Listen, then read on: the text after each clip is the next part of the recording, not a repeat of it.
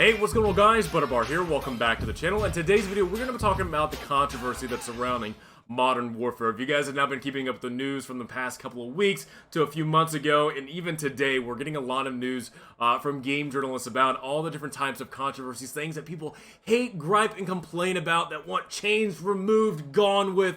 And to me, really, I wanted to give you guys my opinion about what I think about it, because in this day and age where people literally will complain about anything and everything, and people get offended here and there, really, honest to God, we need something that is in real life, a military shooter that's in real life, that really, it shows the grittiness and the extreme measures that people will take to survive and fight for what they believe in and fighting for their lives. So really, today, I want to talk about this controversy, give you guys my opinion as a military guy, as an Army veteran, give you guys what I'm thinking with all this different controversy. So let's get into it. So first off, let's actually go back to Modern Warfare 2, which is 10 years ago, which again was surrounded by, a certain controversy. If you guys actually played Modern Warfare 2, there was a mission in there called No Russian, and that mission, you took part of a CIA operative that was actually embedded with Makarov, who was the villain of Modern Warfare 2, and you actually conduct a operation, is what I will call it, or a very heinous act on a Russian airport. And in this mission, there's actually three different things you can probably do as a player. One, you actually take part in the operation. Maybe you're taking up this role as, hey, I need to remain undercover as the CIA operative. I'm going to actually take part in this mission. The other one, you can actually just play and you observe exactly what's going on. You observe the carnage that's actually going on in this mission that, again, really, it's very realistic. It's very, in your face. This is what's going on. Back then, a couple of years ago to now today, where things are like this are happening, and it's actually giving you this perspective of what is going on. Now, another thing that was actually given in that game was a third option of actually just completely skipping it completely in the game. You would go from one mission, it would give you the option if you want to play it or not, and you would go on to the next mission if you wanted to not take part in it whatsoever. And it actually kind of gave you a mission brief of kind of what happened previously since you missed that mission. Now again, it was a lot of controversy. I know a lot of people did not like it. It was too real, too sickening to people, but really, as a veteran, as somebody that has seen the carnage of what's going on, really, I mean, honest to God, we need people to see what evil acts people will take part in and do to their fellow men, because I mean, really, the world out there is not all sunshines and rainbows. There is darkness in people, and really with this, it's showing it's an artist form of reality. It's showing you exactly what's going on in real life. And in Modern Warfare 2, back then, 10 years ago, it's crazy to know of how much of a depiction that is of real life. So to me, really, as an artistic form of, showing something, I mean, kind of going back to even just movies in general, with all the violence that are in movies that are depicted in it, really, I had no problem whatsoever with the No Russian mission. And I imagine there's a lot of people right now that really don't have, didn't have that opinion back then of, it was okay back then, to now not really having too much of a problem with it. Now we actually get into today. So 10 years later, 2019, Modern Warfare is being remake or reimagine with all three storylines in it. And one of the biggest things that Infinity Ward has kind of talked about is having their mission being a type of an entire campaign of like a no Russian feeling. It's gonna feel dirty, gritty, realistic, and you're gonna be embedded in this character of a military person going through these different operations. Now, one of the things that came out, a couple months ago was IGN getting their hands on it at E3, and a lot of them saying that, oh my God, this is the most terrifying thing in the world. I can't believe I played this.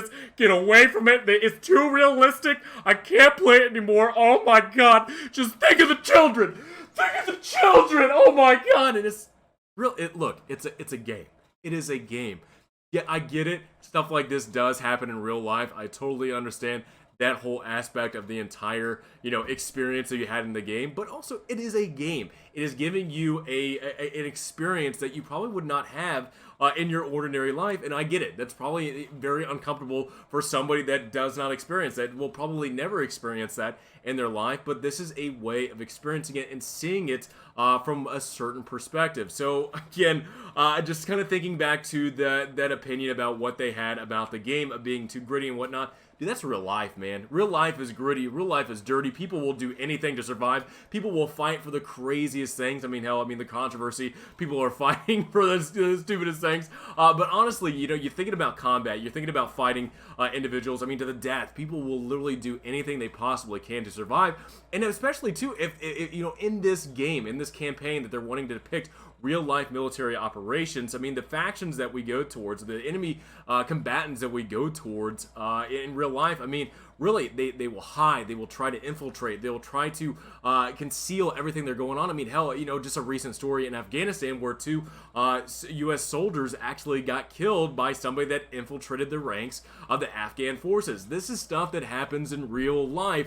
That again, I totally understand. I wanna get everybody's perspective of what they think about, you know, certain things. But honest to God, this is what happens in real life. And Infinity Ward is wanting to take that realism that we experience on an everyday basis. Well, maybe, you know, not combat every day, but the news stories of everything that happens in the real world. They're wanting to do that in the video game. And one of those things is, you know, they're wanting to make this campaign realistic. That was actually one of the great things that Modern Warfare did. You know, besides some of the excitement that they did with certain missions, but you know, the realism of certain things that made it controversial. I think it's one of the things that Infinity Ward wants to do with this Modern Warfare is that the controversy kind of builds up sales. It gets people more looking towards the game, more excited for the game, and really right now Call of Duty as a series as a whole needs to start bringing in more players, needs to bring in more eyes to it because right now, at least with Black Ops 4, no, I'm kind of going off a tangent, but Black Ops 4, those microtransactions are really bad, and I know the series as a whole has been completely hurting for several years now. So going back to Modern Warfare, now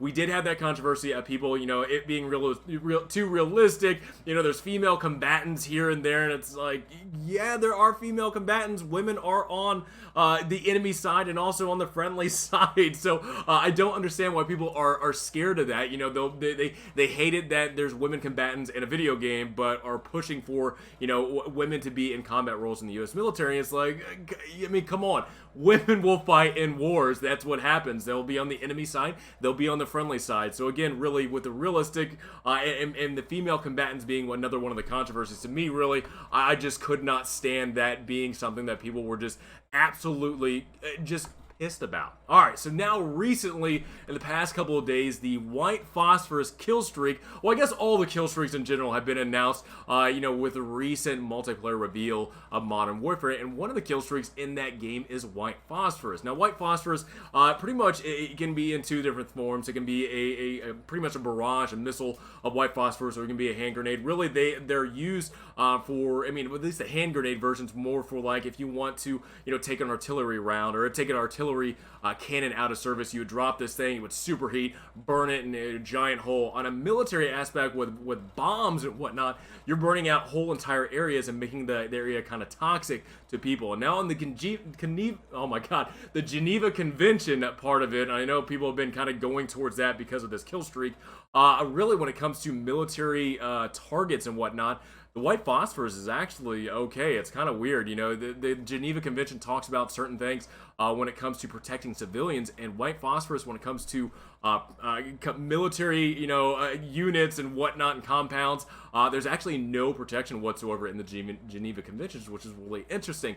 And it's also interesting too, kind of thinking about this controversy about the White Phosphorus, is the fact that nobody's talking about the tactical nuke in it. I mean, hell, Modern Warfare 2 had the tactical nuke. There's been other Call of Duty games that have had serious different kill streaks, game-ending kill streaks that wipe out the entire gaming field, but nothing has been talked about. Nobody's bitched about that. Nobody's complained about the napalm strikes that were back in Black Ops 1. So really, honest to God, I at this point in Modern Warfare, with it just being a couple months away, you know, people are trying to get amped and excited for kind of what's going on in this game. I get it that people are wanting to drum up controversy, to get clicks, to get, you know, looks at, get all those different types of things, but honest to God, man, good Lord, as a society, as somebody that, you know, has served and seen, you know, the worst of people, the greatness of people, damn, man, I wish as a society we would just grow up. I can't believe that people are just complaining about the littlest things. It's a video game that is wanting to depict,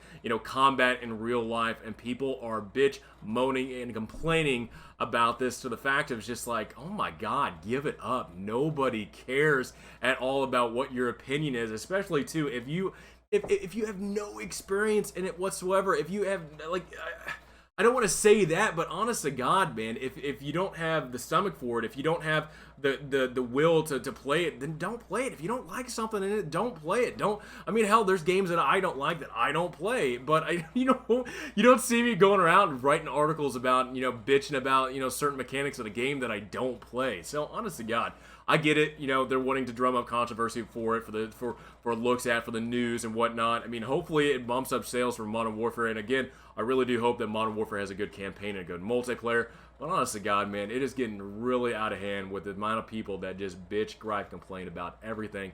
And this Modern Warfare being one of those things. So guys, let me know in the comments below, what do you guys think about this controversy? What do you guys think about the realism of the game, the women combatants, the white phosphorus? Do you guys care? Do you not care? Let me know in the comments below what you guys think. Have a great rest of the day, and I'll see you guys all next time.